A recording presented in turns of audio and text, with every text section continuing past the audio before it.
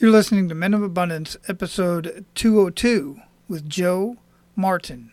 How well are you connecting with the men in your life? Welcome to Men of Abundance, the podcast for those looking to level up their lives by hanging out with some of the greatest leaders and established professionals in our community, living a life of integrity, honor, and the abundance mentality. Prepare to pay it forward with your host, former Army medic turned lifestyle entrepreneur, Wally Carmichael.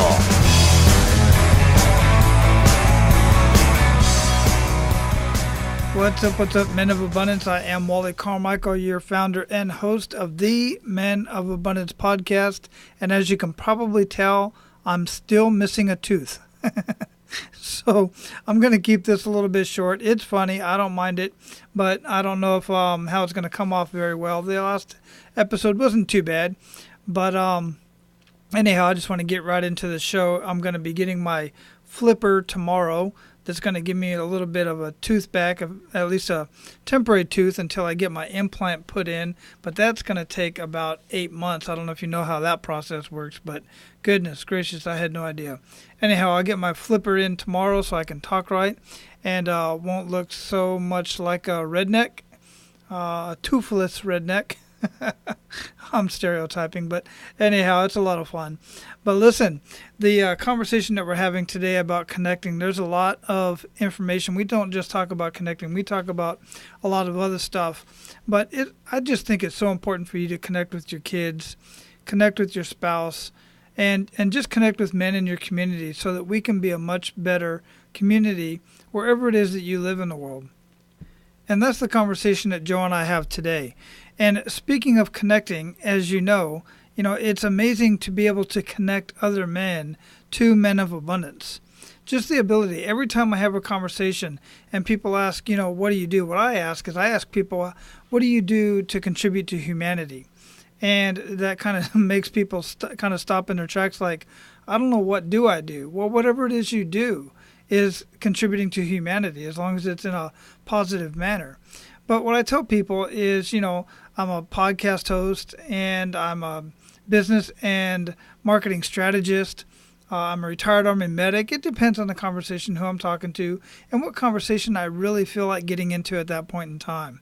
But I just absolutely love the part when they ask, what is Men of Abundance? And I get an opportunity to explain what it is. And I do it very briefly. I could tell the long story, the short story, but you guys know, most of you guys know what the story is. But I just say, look, it's a podcast where I talk to mostly men. I talk to women as well, but I talk to mostly men about living a life of abundance and somehow paying it forward to the community and to the world. And we talk about this kick in the gut moment that everybody has, and that's where a lot of people, just know that they got kicked in the gut and what they did with that experience.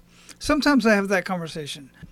Other times I just say, hey, look, it's just a really cool podcast where men are connecting, we're getting together, we're telling our story, we're sharing ideas, and you can check it out on iTunes, on Stitcher, or at menofabundance.com. Go check it out. And that's basically it. And that's what I would like for you to do. Just share Men of Abundance with other people in your community, because women are getting into this too. Women are listening to Men of Abundance. About 40% of the listeners, they're getting a lot out of it. They're using it in their relationships. They're introducing the men in their lives to Men of Abundance, which is super humbling for that to happen. So if you would, connect with other men in your community and share Men of Abundance with them. If anything, use it as a conversation starter.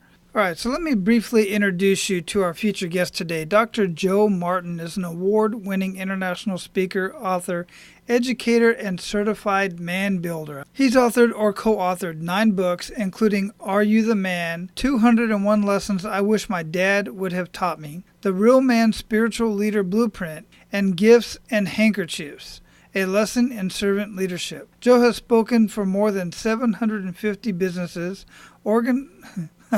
I'm having a hard time saying all these words, organizations, churches, colleges, and universities. And he was voted National Speaker of the Year by the Association for the Promotion of Campus Activities. He's also the host of Real Men Connect, the #1 top-rated radio podcast on iTunes for Christian men. Men of Abundance, it is my pleasure to introduce you to Joe Martin. Joe, welcome to Men of Abundance, brother. How you doing? I'm doing fantastic, Wally. Excellent. Where are you at in the world? Well, I'm in Chattanooga, Tennessee today, and I'm headed to New Hampshire tomorrow.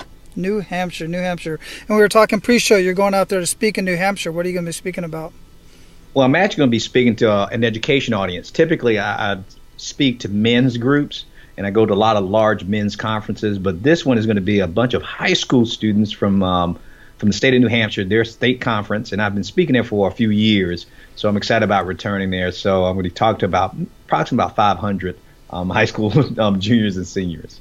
Dude, that is super exciting, man. I love that. You know, speaking to professionals and talking to professionals all the time is just, it's fun and it's great, and I always learn something new every time I'm having these conversations with guys like yourself and many others. But man, to have the opportunity to talk to our children, to talk to the youth is just super, man, that's amazing.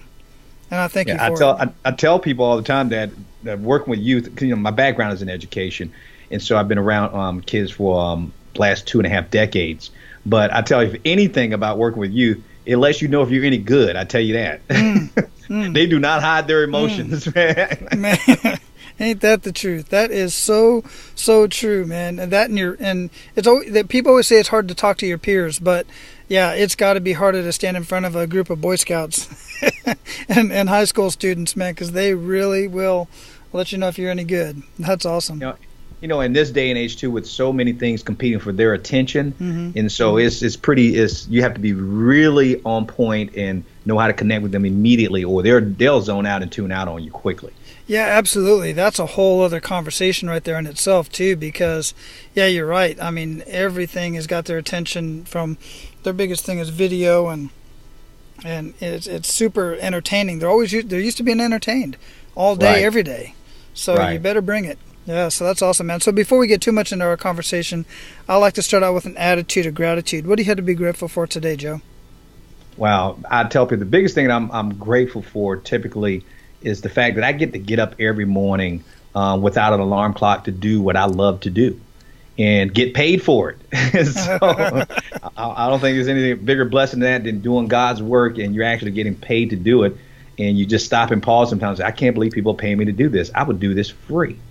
Yeah, absolutely, but we don't, and because we got to pay the bills, man.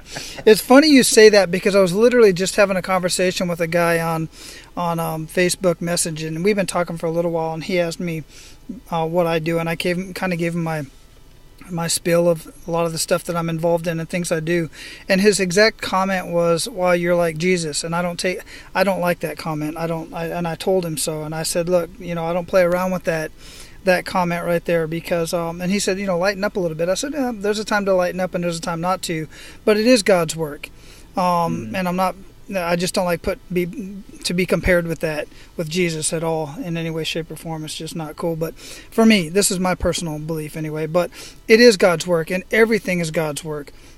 Everything from and I'm not saying this to lineate it in any way, but everybody from the janitor at the school to the dean of the school, for instance, it's all God's work. To the pastor, to everybody, it's all God's work, because we all have that calling, and whatever it is, do it to the best of your ability. And I applaud you for doing that, man. And it's so awesome that you're able to do that every day and get paid for it. Yeah, and I appreciate that. Dr. Martin Luther King said, I'm actually going to be speaking at another conference in a couple of weeks in Memphis, Tennessee, commemorating his death, the assassination of Martin Luther King. But he had a great quote that goes in line with what you just said, Wally. He says, everybody can be great because everybody can serve. And so the fact is, like you said, whether you're mopping floors or you're painting Picasso replications of Picasso's paintings, you can always be great if you choose to serve. And to me, that's what I believe I'm most thankful for, that I get the chance to work and serve doing God's work and can make a living doing it. It's just wonderful. Yeah, absolutely. And we're going to get more into that, because that's a lot of what your work is specifically, is around service. And we're going to get more into that in just a minute. But even before we do that, how would you describe yourself? I would describe myself the way most people would describe me, because I spent so much time in education. I have a lot of students who are still in contact with me, and what they tell me they remember most about me, and this is how they would describe me, is passionate. I'm a very passionate person, and and people who are listening who may have heard me speak somewhere before, they said, "Man, that's an understatement." They say, "Is this guy always on like this?" No, I'm just passionate about what I do, and I love what I do and the impact that I can make on people. So I would say I would describe myself as being passionate, a very passionate person. Yeah, absolutely. And I get that. I get that from the short time that I've gotten to know you, because when you were introduced to me, I of course look at the one sheets and I look at all the information, look at the bio, look at the websites, look at what you've put out there. You've got, what is it, 9 books that you've got out there? Well, at least either co-authored or authored about 9 books. Yeah. So much going on. And I mean, man, if you got that much content out there, you got to be super passionate about what you're doing, because, guys, if you've never created any sort of content, any book, blog, podcast, or anything of that nature, just know that so much time and research and heart and long nights goes into this type of stuff. So, and it's quality. It's very good information. I really dig looking through it. So, and Wally, you're absolutely right, and I'm glad you share that with the audience, because they have no idea the kind of work that goes behind the scenes to get content out like what you're doing right now with your podcast. And what scares people about me, because I'm a prolific writer. I've written a lot of books. I've written over 100 and something articles on our own blog, and I write for other publications, and I put out a lot of content, over 100 and something man training videos and stuff like that. And here's what's scary. I tell people, I say, I still have more content on my computer that's out in the world, which is scary when you think about that, because I got a lot of content out there, but I haven't even scratched the surface based on the amount of content I still have on my computer that I haven't even released yet. Yeah, so you know what, Joe, this is one of those points where our conversation will take a little bit of a turn off of the regular, script and show flow and stuff like that, because I want you to elaborate on that a little bit, if you would, since you have so much experience in this, because what you just said, that you have so much content sitting on your computer, but you have content out there, and a lot of it. There are guys that are listening to this right now that have content on their computer and are afraid to push the button and get it out in a in a podcast, in a blog, in an email to an employer, or even a written note that they want to give to someone that they've been wanting to connect with, whether it's professional or personal. What do you say to that? Well, I understand, because I work having worked with students and now working with men, and it seems like every other person I meet has a book in them, and I think everybody actually has a book in them if they wanted to do it. But what I see is that they have a fear of rejection. They have a fear of people judging their content and their material, because whatever you write, whatever you put out there, somebody's not going to like it. You just got to accept the fact that somebody's going to disagree with it, and that's okay. So what I would tell someone who is a little bit reluctant about putting their information out there is that if you do not put out there, you're dying. That greatness stays within you, and you're going to take that greatness to your grave with you. And it's not going to benefit anybody if you take your greatness to the grave with you.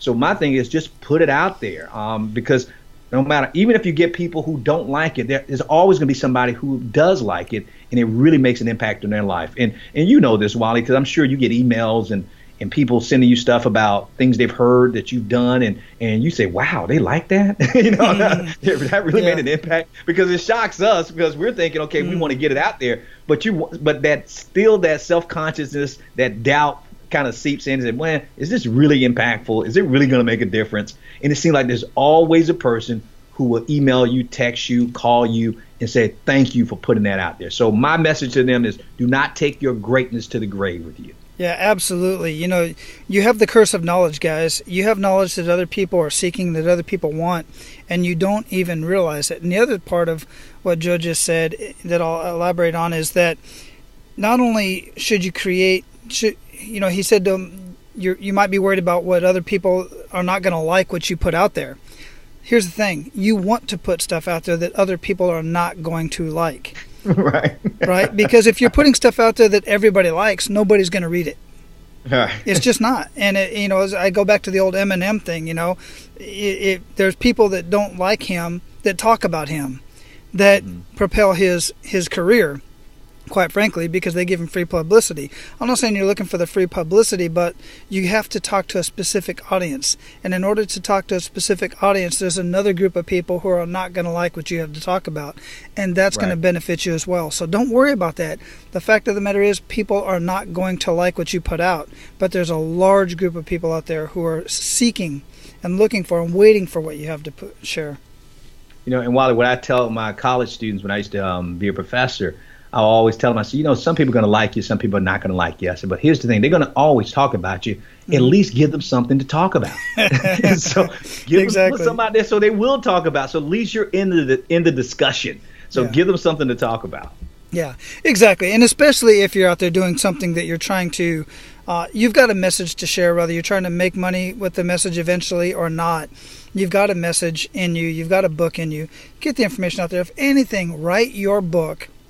And read it and give it to somebody else to read. Just write your book and then see what happens after that. That's one of the advice that I've been given many times before, is just to write your book, because everybody's got a book in them. People always ask me, because I work with speakers, authors, and coaches and consultants of how to get their content out there, because they see how much content I put out there. And, the crazy thing about it, Wally, my content is not like going viral and millions of people. It doesn't matter. The point is, it's not in me. I put it out there in the world. But when they ask me about it, they say, Joe, what's the toughest thing about writing a book? I say, you sure you really want to know? They say, yeah. I said, writing the book, just doing it. And just getting out and taking that first step. I said, taking it from your head and putting it onto the paper. Because most of that stuff we have in us stays in us, and it never sees the day of light, and it never gets on paper. Yeah. So many people get caught up in, and I did too, get caught up in the whole, okay, so how do I publish? How do I find a publisher? But don't worry about that kind of stuff, guys. Don't even get, that's later. That can be coached. That can be, you can write a check to make that happen. Right. It's the creativeness of it, and it's the actual getting up at 4 o'clock in the morning before everybody else gets up, writing for an hour every single day. That's just one of many techniques that I know that many writers have used.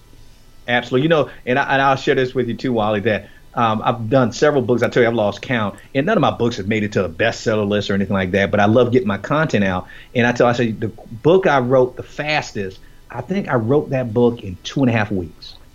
That's how fast it took me. Just knocked it out. It was during a spring break, and I had an extra week left, and I knocked out a book. And they were like, you wrote that book in 2.5 weeks? And that was one of it wasn't a bestseller, but it was one of our best-selling books that I wrote. Because I took it out, got it out of my head and out of my heart, and I put it on paper. Now, here's the funny thing about it, Wally, going along with what you just said. It had been sitting in me for about 7 years. Oh, my Lord. And it only took me 2.5 weeks to write it. So I should have written it 7 years prior to that. Yeah, absolutely. Well, man, I mean, goodness, I dig this topic, because I know so many people out there. I get, same as you, I get all these conversations, and so many guys are like, well, how do I do this? How do I do that? Look, there's a lot of ways out there to do it, guys. Number one is just take action. I can give you step by step by step, and none of that's going to make a bit of a difference on no matter what it is you're trying to do. But taking that one word, action, is extremely important, even if it's just a small little step. So we're going to transition here, Joe, and that is, anybody who's done anything in life other than sit on the couch and watch the tube have kick in the gut moments, and even they have kick in the gut moments that occur around them, and they may or may not react to it. But those of us who are moving forward, trying to do things for the world and our communities and other people, we have these kick in the gut moments, and sometimes they define us. Sometimes they, propel us to a new career. Sometimes they put us into a new relationship, and sometimes, unfortunately, they keep us down. And that's one of the most terrible things I hate to see, that I really dislike seeing, is a man that's been kicked down and stays down. So if you would, share one of those kick in the gut moments with us and really make us feel that. Wow. I have several kick in the gut moments, but I'll start at the earliest one that changed the course of my life. I didn't mention anything to the listeners about my background. I grew up in one of the toughest projects in inner city ghettos in Miami, Florida, in a place called Liberty City. And if their name sounds familiar, Liberty City, unfortunately, we're famous for a lot of things. Some were race riots that we had when I was a kid. But the biggest thing we're now most famous for is that they've made a a video game after our city in Grand Theft Auto. I was going to say, yeah, that did something. So they based it on our city. But my kick in the gut moment happened when I was growing up in the projects, because my mom was a teenage mother, had me at the age of 16. My dad left when I was only 2, and so we had pretty hard times. I mean, we were really poor. Matter of fact, we were so poor that my younger sister used to steal food just to feed us. And so the kick in the gut moment happened when I was being bused from Liberty City to North Miami. Now, I have to put this in context for you, that Liberty City is a huge inner city ghetto. That's why they made a video game after. I mean, there's 5 high schools and 2 malls. I didn't meet a white child till I was 12. That's when they were busing me to a predominantly white school. And I didn't even know we had South Beach in Miami until I went off to college. That's how isolated my life was. So I'm going to give you some context here. Wow. So I had not met a white child at this time, and I was getting ready to go to the 7th grade. And so they were integrating the schools, and they bused us to North Miami, to Thomas Jefferson Middle School. And I was really excited. I couldn't even go to sleep the night before, not realizing I was getting ready to get that kick in the gut. Well, I get to the school, and it seemed like it took forever to get there. And it's only like maybe 7 miles away, but it seemed like it was forever. And so we get to the school, and I'm all excited. I get to meet white people for the first time, all this stuff. I'm only 12. And I realized something when I walked through the doors of Thomas Jefferson Middle School. It was also, this was a kick in the gut. It was the first time I realized that we were poor. And some people think that's strange because they say, how could you live in a hood and not know you were poor? Because I was so isolated, I always lived around poor people. I just assumed everybody that we were all in the same economic situation. So I didn't know it was classified as being poor. I just thought most people didn't have anything, and the only people who had stuff was on television. So I get into this school, and I'm watching, I'm looking, and it was very diverse because they're busing all these kids in. So I'm seeing white kids, black kids, Nicaraguan kids, Jewish kids, Latino kids, you name it. It's like the Rainbow Coalition. But I'm watching and I'm hearing the conversations that are going on in my school. And they're saying things that I can't even relate to. Like they had their own room with a door on it and everything, right? Because I'm used to living I'm sorry about that. I'm used to living in a small confined place. So the thing is, I'm not used to having my own space. And so they're talking about stuff like that, and they're mentioning that they have something called a microwave where they can put food in there and cook it instantly. So all these things are going over my head, and I'm really starting to question now my reality and questioning what's going on with my life. So the rest of that day, I was really depressed because here I am thinking, wow, my mom's been withholding all this information from me, and I was really depressed. So that was the kick in the gut. But watch what happens. I go home. My mom is home. And she sees me a little bit distraught, and she sees that I'm crying, that I've been crying. She says, baby, what's wrong? I said, Mama, why didn't you tell me? And she said, why didn't I tell you what? I said, why didn't you tell me that we were poor? And my mom actually thought it was kind of cute that her son didn't know we were poor. She said, baby, you didn't know we were poor? I said, no, Mama. I said, I didn't know. I said, but yet I go to this school and I see black kids, white kids, Asian kids, Latino kids, Haitian kids, Jamaican kids, all have more than what we have. And I asked my mom this question, and it changed my life. I said, Mama, why are we so poor? And my mom bowed her head, and I thought it was in shame, but I later realized she was praying. But she bowed her head, and I thought she was embarrassed to face me. But then she put her head back up, and she looked at me, and she says, baby, I don't know why we're poor, but it could have been something that I did or I didn't do. Now, if your listeners are listening to this, they probably missed the kick in the stomach. The kick in the stomach was the pronoun that my mom used, Wally. She said it could have been something that I did or didn't do. She used the word I. Mm. Now, why was that so important? Now, I didn't understand it at the moment, but it made a huge difference later on in my life because what she could have said that she didn't say. She didn't say, Joe, the reason why we're poor is because your dad left. And I was a teenager with 2 kids when I was still in high school, so I had to drop out to take care of you. She could have said that. She could have said, Joe, if you see my last paycheck, they're taking too much money in my paycheck and I can't afford to live on this and take care of 2 kids. She didn't say that. She didn't say the fact that her mom died when she was 12 years old. And so she was raised without a mom to know how to take care of children. She didn't say that. She didn't try to blame it on the community or politics or the white man or whatever. She didn't point the finger at anyone but herself. And she told me this. She says, baby, I know that this doesn't make sense to you. But don't you ever accept this as acceptable. Never accept the unacceptable. She said, Joe, there's a lot of people who walk around in our community, including myself, and here she is owning it again, including myself, who never question our reality. We don't walk around asking why we poor. But she said, every once in a while, some kid like you grow up here in this hood, and they go around questioning what they see. And son, I'm telling you, never stop asking questions and never start looking for answers. But don't you ever settle for this. Never accept the unacceptable. Now, the reason why that was so powerful for me, Wally, is because anyone who knows me now, that my motto, I have a vanity tag on the back of my car, and the word is no excuse. And that's now, I'm almost getting ready to turn 50 years old, and I still use that motto ever since I was 12 years old, no excuse. And it's changed my life around from becoming the youngest professor ever hired to teach in the state of Florida at the age of 24, having my PhD before I was 30 years old, started my first business at the age of 22. You heard about writing all those different books, and getting to travel all over the world, training teachers, working with men, and reaching probably over 1.6 million kids across this country, having my own radio show, my own television show, appearing on a lot of different networks and everything, all because I believe what my mom told me that day, that I don't have to accept the unacceptable and make no excuse for my own failures. Wow, Joe, man, that one's touching.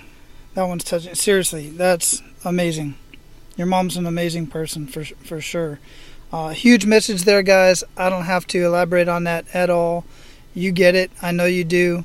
You're going to have an opportunity to get in on this conversation in the Men of Abundance community. So I'd love for you to weigh in on some of that right there. But Joe, seriously, thanks for sharing that, man. Oh, no problem. I mean, I'm telling you, it made the biggest impact on me as a child, because I was looking for answers. And what I realized, and this is really what I want the listeners to understand. Do you know if my mom, Wally, would have used one excuse for why we were poor, I would have probably used that excuse for the rest of my life. Of course.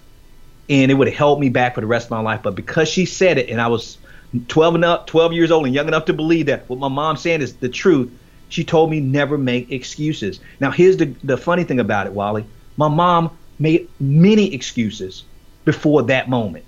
So I tell my mom, it wasn't the greatest parent in the world, but she had one great moment that reshaped the course of my life. And because of that, my younger sister, who I told you used to steal food just so we could eat, became the first doctor in our family. So Wally, put that in context now. Here's my mom, a high school dropout with 2 children, a single mom, and she produces the youngest professor in the state of Florida at the age of 24, and she produces a doctor in her family. 2 kids, because she told us never make excuses, even though she didn't follow her own advice. Yet there are other kids your age, there are other people your age still living in that same part of town. Absolutely. I know this because I'm the same way. Some of the guys know my background. I grew up in a not so great area as well in Southwest Phoenix, and some of the guys are still back there, but many of them moved on, doing great things, But yeah, it all goes back to, guys, what we're talking about here is that self-talk and words matter. Words seriously matter, and if that story right there doesn't prove it to you, then I don't know what else I can tell you, man. So, Joe, what was the enough is enough moment? At what point for you in your life did things start to shift economically, spiritually, education-wise? How did that all come about? Well, I'm laughing now because I remember exactly when enough was enough for me. It's actually when I went off to college. Again, to give the audience some context to this, I was the first person in my family to graduate from high school. First, and I'm talking, forget about going to college, the first to graduate from high school. Yeah, me too. Yeah, and so in our neighborhood, I tell you, they were busing us out. In the year that I was graduating from North Miami Senior High School, we had about maybe 40 kids in our area who was supposed to graduate as graduating seniors. I was the only one who graduated on time, and I barely graduated. But the enough was enough moment was, I never thought I'd go to college because I didn't think I was smart enough, because I barely graduated from high school with a 2.2 GPA, and I had very low SAT scores. So my thought was join the military. But when I decided I was going to join the military and I had talked to a recruiter, I noticed that some of my white friends, because none of my black friends were going to college, I noticed some of my white friends, I would ask them, what you going to do after high school? And they said they're going to college. And Wally, what I couldn't understand is that I knew my friends, and I'm thinking, they're not even that smart, right? I'm like, how are they going to college? And Wally, this is so embarrassing, but this, I tell people want to know why I went to college, and usually you give people answers like, oh, because I wanted to make a difference and I wanted to reach my full potential. No, let me tell you the reason why I decided to go to college. I had this deductive reasoning that was crazy. I said, wait a minute. All my friends, my white friends are going to college, and none of them are smart. Okay, I said, wait a minute. Now, I'm dumb, and they're dumb. But they're dumb, and they're going to college. Maybe I'm dumb enough to go to college, too. That was my rationale, right? I'm telling you the truth, It makes sense to me, man. I thought that made perfect sense to me. I said, maybe I just might be dumb enough to go to college. So I went to my recruiter and told him that I changed my mind about joining the Navy. And I said, man, I think I want to go to college. And he tried to talk me out of it. This when enough became enough. Right. He said, Joe, I wouldn't do that if I were you. I said, why? He says, Joe, because, Joe, I'm not trying to be mean, but Joe, you're a good kid, but you're not college material. Because I heard that a lot. And I said, well, sir, I know that, but I'm looking at my friends, and they're not college material, but they're going to college. He said, yeah, Joe, and I get that too, but your problem's a little bit more serious than your friends. And here's the moment. I said, what's my problem? He said, Joe, I saw your SAT scores. I'm like, yeah. He said, Joe, your scores are so low, they won't let you drive by college. Wow. That got me. When he said that, because I was a pretty good kid, even though I lived in a bad situation, I never got in trouble, never got arrested, didn't do drugs. A lot of my friends sold drugs and did drugs and gang bang and all that other stuff, but I was a pretty straight and narrow kid. So I was very respectful. But when that man told me that, I lost all respect for him. And I told him, I said, dude, you don't know me. I said, because it's one thing somebody that you don't believe you can do something, but when somebody tell you that you won't do it and that you can't do it, it's like something in you jumps up that, like you said, that enough is enough. I'm like, you know what? I'm going to show you. And so I decided that I was going to prove him wrong. Now, the funny thing about it is that I started applying to colleges and I got turned down by at least 30 colleges because of my SAT scores. However, but what he didn't tell me, and I didn't know until I got accepted, was that community colleges, they'll accept anybody. Right? Just write that check. That's right. So I got accepted into a community college, and they gave me a chance, and I signed up for 17 credits because I was crazy, because that's too many credits to sign up for as an incoming freshman. Yeah. But I signed because nobody told me that was too many. And no one in my family going to college, so I didn't know. So I signed up for 17 credits. And Wally, check this out. That first semester in college, 4.0. Good for you, man. Only time I ever made A's in school before was in PE. But out of sheer determination and sheer anger to prove this man wrong, like you said, enough is enough. Nobody's calling me stupid ever again. Nobody's going to think I'm not smart enough ever again. And I got a 4.0. Now, funny thing, I never got a 4.0 after that. But I did go on to graduate early from college at the age of 20, top of my university class. And I was voted Student of the Year out of 10,000 students on my campus. And I was the only African-American male in all of my classes. Man. So I turned that enough moment into something that fueled me to show this man that I could do it. And I only needed that motivation for that first semester because I stopped thinking about him after that first term. I'm like, okay, I'm good. I can do this now. So I had the confidence to keep going. Yeah. And, exactly. That's a very good point that you said right there, is that so many people are looking for the confidence. They have it backwards. They're looking for the confidence to do something new.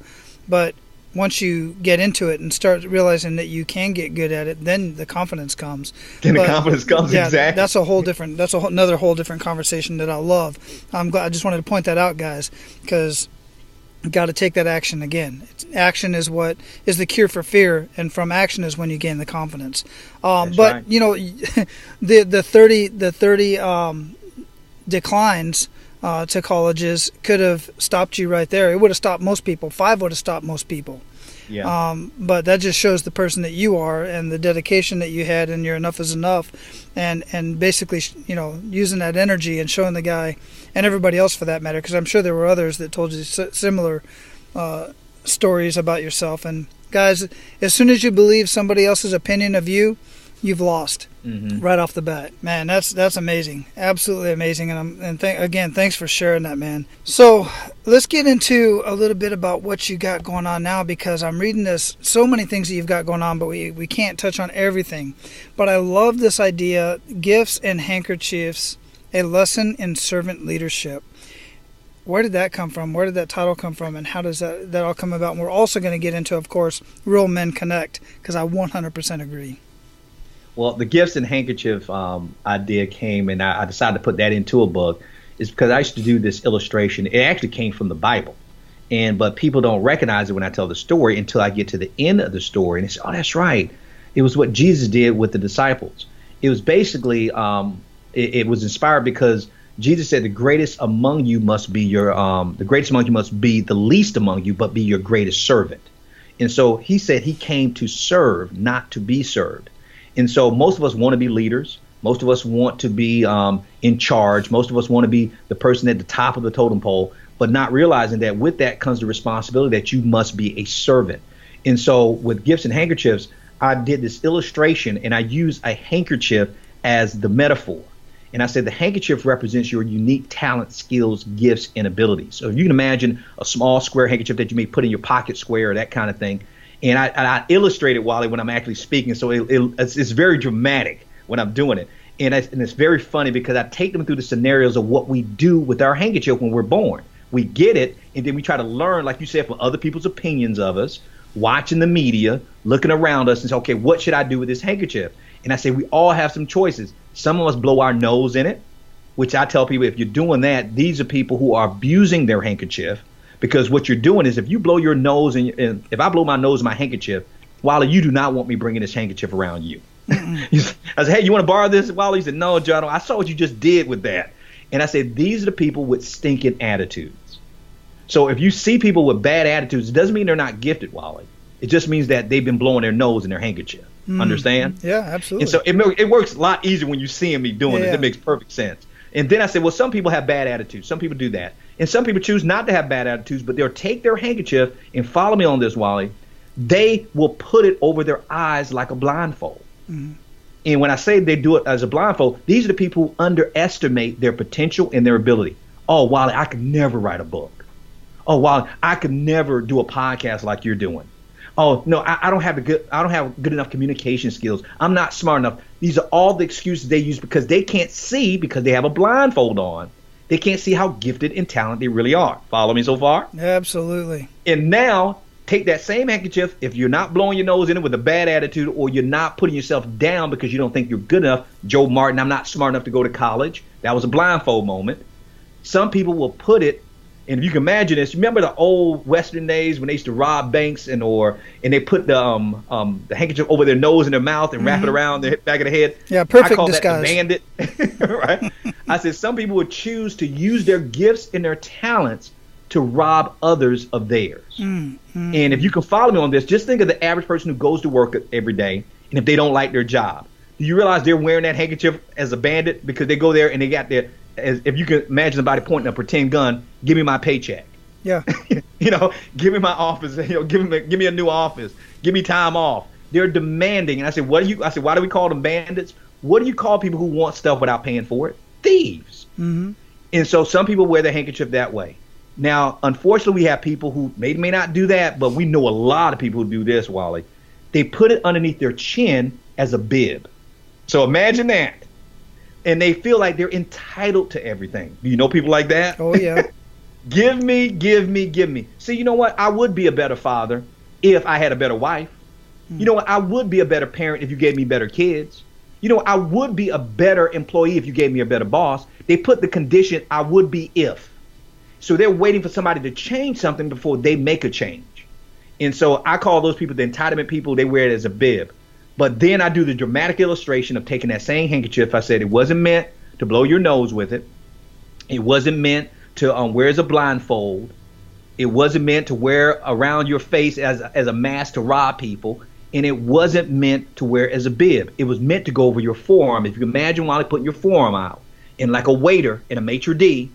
And then I say, Wally, how can I serve you? See, we all have a gift and a talent and ability. The question is, how will we choose to utilize it for ourselves or for others? So you mentioned early in the show that we're serving. I said, remember Martin Luther King said we can all be great, because what he's saying is that we've all been given gifts and talents. But the question is, you can be great if you serve, but no one can make you serve. That has to be a conscious, deliberate, intentional choice to do. And that's what gives me passion about what I do, because I believe I'm serving every day I get up. So my question to those who are listening to this is, where is your handkerchief? You have one. Where are you putting it? So the book that I wrote gives an illustration of a little girl learning this by going to work with her dad. for a daddy takes the daughter to work day. And she's watching her dad and the different types of people and what they're doing with their handkerchief. And she keeps asking her dad, what are they doing? And he's explaining this concept to her. Wow. Very cool. Very cool. I absolutely love that. I'm going to get a hold of that book. I'd love for my boys to read that as well. Well, it's a great book for kids, man. Mm-hmm. Great. Yeah, that's the next book I'm going to be reading to my kid. Dude, fills my heart, man. It really does. I'm glad I asked that question because I did not think it was going to go there. And, man, amazing. Absolutely amazing. So real quick, before we get ready to go into the Pay It Forward round and start paying it forward to our abundant leaders, let's talk a little bit about Real Men Connect. Because first off, by the statement, I 100% agree. Real men do connect. And what are you doing with that, and how's all that going for you? Well, shoot, I don't think we have enough time in the show to tell you everything about what we're doing with Real Men Connect. But what I will summarize it this way and give you the ESPN version of it, because I'm getting ready to do a mentor training in about a couple of hours. I'm going to be training a group of mentors here in town for a new school that they're building for inner city boys. And so I'm going to be working with a group of men, a small group of men. But basically, here's what it is in a nutshell, what Real Men Connect. It says in itself, Real Men Connect. And the problem is we don't connect. And as real men, we suffer because we don't connect. Because if you go into any room, I don't care where you go in this country, go into any room, Wally, and if there's a group of men in it and you ask them this question, how many want to be successful husbands, successful fathers, successful leaders in your home? How do you want to have a great marriage and be a great steward of your finances? And you go through a whole list of being successful at anything, being a champion at anything.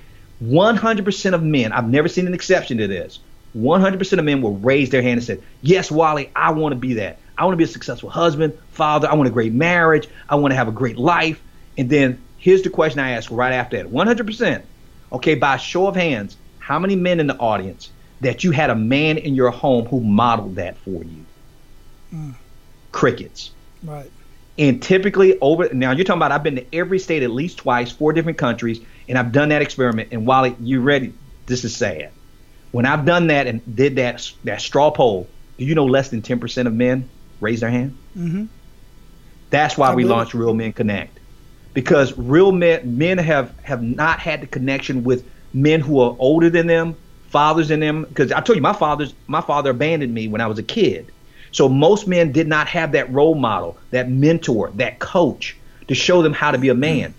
And what ends up happening is when we didn't have that connection with our father, and if we don't make another connection with another man, it doesn't have to be your biological dad, but it needs to be a connection with another man. It does. And if we don't have that connection with another man, typically what ends up happening is we start overcompensating, just surviving, and we're treading water. We're imitating, and we're trying to pretend as if it doesn't matter. And what we're finding out with the divorce rate over 50% is that it does matter. And most men don't set out to fail in life. But what happens is that they're afraid to admit, I didn't know how to be a man. And I'm the poster child for that. Mm-hmm. Yeah, absolutely. And guys, I want to point a few things out to you. We're not just talking, this has nothing to do with demographics. This has nothing to do with, race or any of that. Right. Many of you had men at home, but they were not connected. They come home, turn on the tube, drink a beer. They were not literally involved in your life. And the other point to that is, my belief anyway, and looking into some of these recent with a lot of the kids that are going out and even the kids shooting people up and even the bullies at school, they don't have real men in their lives. That's one thing that they all have in common. They don't have real men in their lives, and they don't have these groups of men that they can sit down and call them on their BS and point them in the right direction and give them the encouragement that they need to grow up and be real men that are respectful to women, respectful to elders, respectful to their teachers, and in the school system. The school system does not have enough men in the school system. We need to start injecting ourselves into the school system, at least as volunteers, and being part of many of these programs. My personal belief. Thoughts on that, Joe? Absolutely. And Wally, you just touched on a point, and I just, I keep forgetting that I just assume everybody knows who I am and they've been in my audience. But you just said it, that this is not a demographic thing or economic thing. And get prime example. I told you every state at least twice, 4 different countries, 90% of my audience is white. You hear what I just said? Yeah, yeah. So when I'm asking in that straw poll, that most of my audience is Caucasian. And so this has nothing to do with race or demographics or economic situation. And this also includes the church. Mm-hmm. And so predominantly my audience is typically white. And so it has nothing to do with race. And what I'm realizing, just what you just said, no matter where you go, if you see a man struggling with something, whether it be in his marriage or something, if you dig down to the root of it, there's a lack of connection with another man who was pouring into his life. Because think about it this way, Wally. You know, we met a lot of men. We met a lot of people. When was the last time you ever heard a man ever in your life say this? You know what, Wally? I have too many great men in my life. I need to cut some of them loose. No one ever. I need to get rid of some of them, man. I don't need this many great men in my life. Why do I have so many? I've never heard a man in my whole life ever say that, which implies that you can never have enough. Mm-hmm. And so my job at Real Men Connect is to make sure no man has to walk alone, that he's going to not only have another man to connect with, but also brothers that he connect with, more than one man, and he gets to pick and choose who he wants to do life with. Yeah. And most of us had or have just the opposite. Men that are not real men in our lives, Right. You know, wanting to go out, you know, to the strip clubs and wanting to go out to the bar every night and all this other kind of stuff. That's just disruptive to everything that we truly want in our lives as men and being successful men. So, Joe, brother, we're at the point where we are going to pay it forward. You ready to do that, man? Sure I am. Ready for it. Let's go. Awesome. So share with our abundant leaders 1 to 3 actionable steps that they can take today. All right. I would start. The first action step is, I would say, start your day off the right way. And I mean, do something that's going to feed your soul as soon as you start. Feed your soul, because that is going to give you the fuel to go throughout your entire day. Now, I'll just share with you my personal thing that I do in the morning. My ritual is that I get up at 5:30 in the morning. No, I'm not even a morning person, Wally. I get up in the morning and I have quiet time with God where I get into my Bible and I read. But I read intentionally. I'm an aggressive reader. And when I say I'm an aggressive reader, I don't just read the Bible or any book passively. What I do is I read a book and I ask myself questions to reflect on. So when I read the Bible, I ask myself 5 questions every morning. Based on what I just read, what sin do I need to confess? What promise do I need to claim? What attitude do I need to change in my heart? What command do I need to obey? And what example in this Bible is a great man for me to follow? And so my first bit of advice in paying it forward is that start your day off the right way. And then the second thing I would say, an actionable step, is have a right order to things. Now, what I mean by right order, if you show me, I deal with a lot of men, and a lot of men's lives are in chaos. And I tell them, they said, Joe, they come to me because they want to get their lives in. They want to master life balance. And they want to say, Joe, you do all these things. How do you fit it all in? And you're not losing control of your family and your life, and you still have a life, and you have a personal life and all this other stuff. Because I work out regularly. I have a great marriage. I have great kids, thank God. And I have great friendships and relationships. And they say, Joe, how do you do it? Because I have right order. And what I mean by right order is, one, that you have to have something bigger than you as the most important thing in your life. To me, is Jesus Christ. He's my Lord and Savior. But I know there's some people who don't believe in that, and that's okay. But you have to have something bigger than you. Because if there's not something in your life bigger than you, then guess what? You are it, and you are self-made. And I tell people, you show me a self-made man, I show you a man with a creator for a fool. And so you got to have something bigger than you. And so with me, Christ is first. Number 2 is my covenant. That's my marriage is second. Now, notice what I say, my marriage is second. I have 2 kids. They're number 3. So that means I make deliberate time with God first. Then I put on my calendar my wife, which is on Fridays. We have a date day every Friday. And I talk to her, and we have a meaningful conversation every night at 9 p.m. That's on my calendar. Then I schedule my kids on my calendar. My son is in college. He meets with me on Sunday nights for dinner. He comes over here for Sunday night for dinner with us. My daughter, a date day on Saturdays with my daughter. Then after my children comes my connections. That'll be you, Wally, as a friend. The guys I hang out with. And these are my relationships. Now, I haven't even mentioned my job yet. That's number 5, which is Real Men Connect. I love what I do for a living. I tell you, it gets me up and gets me excited. But I'm not getting my life out of order. Relationships come before my calling.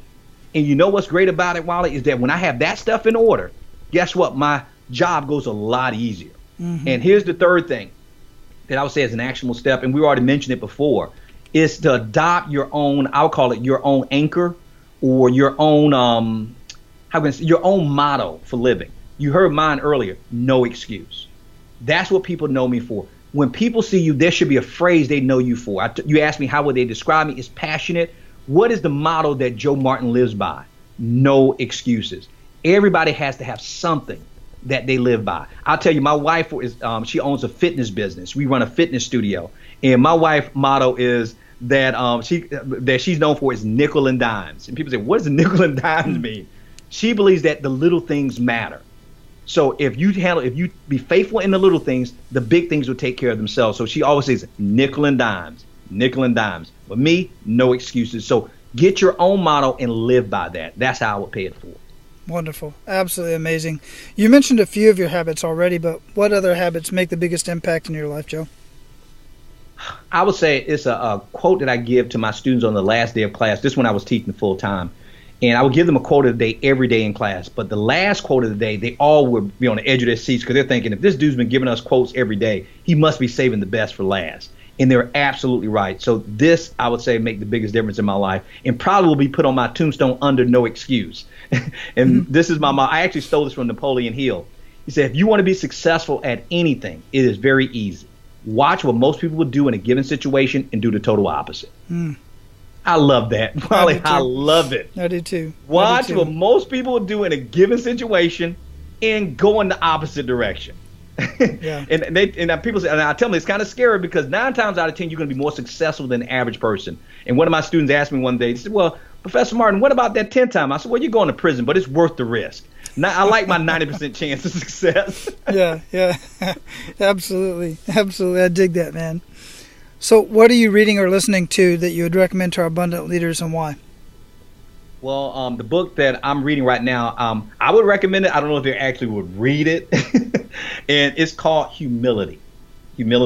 And I'm trying to remember the author's name. Mahaney. I can't remember Mahaney's first name, but he spells his last name Mahaney.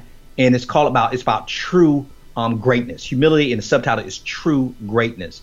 This book is just blowing my mind because it's getting me to look at it from a servant mentality of being humble, that if you really want greatness, you have to be humble.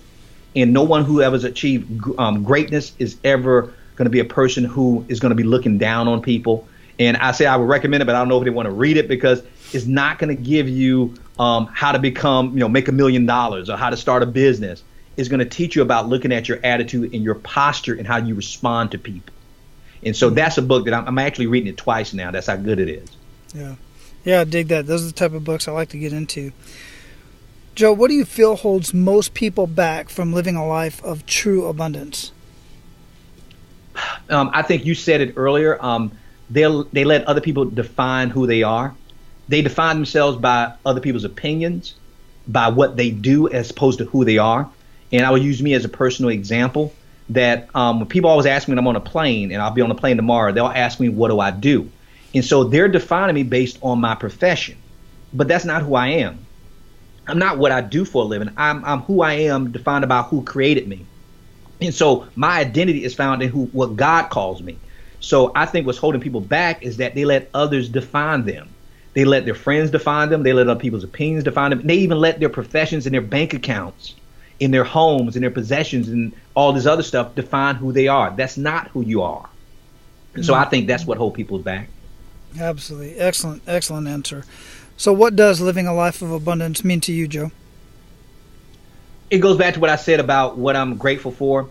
Living a life of abundance is that when you finally die, that you've left a legacy that people will remember, even if they never met you before. They'll be talking about what kind of person that you was and that you were a servant. I love the way Martin Luther King said it when they interviewed him before he was assassinated. They asked him, how do you want to be remembered? They said, do you want to be remembered for winning the Nobel Peace Prize, for getting legislation passed? Do you want to get remembered for being a pastor of a church? And Martin Luther King said something that I thought was so profound, and to me, this is the abundant life.